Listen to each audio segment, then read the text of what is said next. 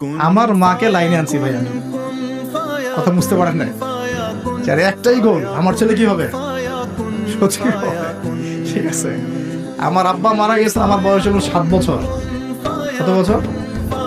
একা কোলে পিঠে করে তিনি আমাকে মানুষ করেছেন। কি পরিমাণ ডেডিকেশন যে আমার ছেলেকে আমি বড় করে এই পর্যায়ে নিয়ে যাব। কথা বুঝতে পারছেন? খেয়ে না খেয়ে আমার এখনো মনে আছে এগুলো কথা, আরেকদিন আলোচনা মজা করা হবে ইনশাআল্লাহ। আমাদের কোনো চুলা ছিল না, চুলা স্টভ আছে না, স্টভ, আগে স্টভের চুলাগুলো থাকতো, ওইটা আমার আম্মা ফু দিয়ে দিয়ে দিয়ে দিয়ে ধরাতো এবং সেখানে রান্না করতো। একটা মানুষের ডিটারমিনেশন কেমন যে আমি এরই আমার ছেলেকে ওই জায়গায় নিয়ে যাব।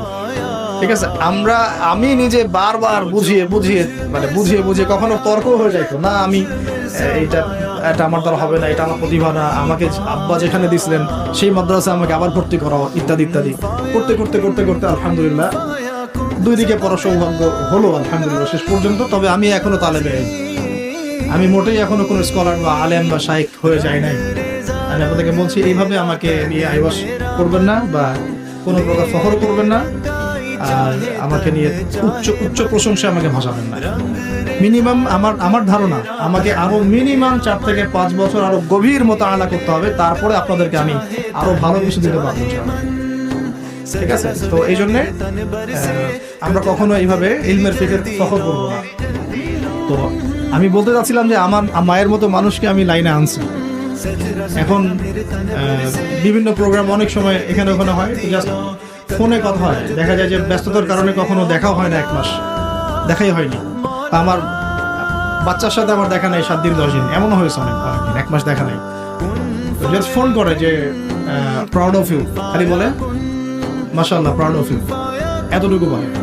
বললাম এখন আমি বলি কি বিশেষটা দিব আবার? ঠিক আছে, তো এত খারাপ ছিলাম না স্টুডেন্ট যে বিশেষ দিতে পারতাম না, কিন্তু এখানে তো প্রতিভার মূল্যায়ন নাই, প্রতিভার কোনো মূল্যায়ন আছে? আর আমি বিশেষ ক্যাডার হয়ে এমন একজনকে কেন স্যালুট করব যে ব্যক্তি একজন দুর্নীতিবাজ, একজন মেজর, কর্নেল, আর্মি অফিসার, বড় বড় যারা প্রতিভাবান মানুষ, এরা এমন মানুষকে স্যালুট করে যারা ওর জুতা ওঠানোর যোগ্য না। তাহলে এই গায়রথহীনতার পরিচয় আমরা কেন দিই? তো এইসব আমরা রিজার্ভ লেটার দিয়ে চলে দরকারই নেই। রিজিক কি থেমে আছে?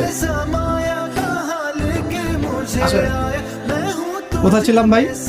পিতামাতার সাথে ভালো ব্যবহার করব, খারাপ ব্যবহার করব না, এটা একটা ব্যাখ্যা হতে পারে। আরেকটা ব্যাখ্যা শুনে আনতালি তেলামাতুর আব্বাস, উহার ব্যাখ্যা হচ্ছে শেষ জামানায়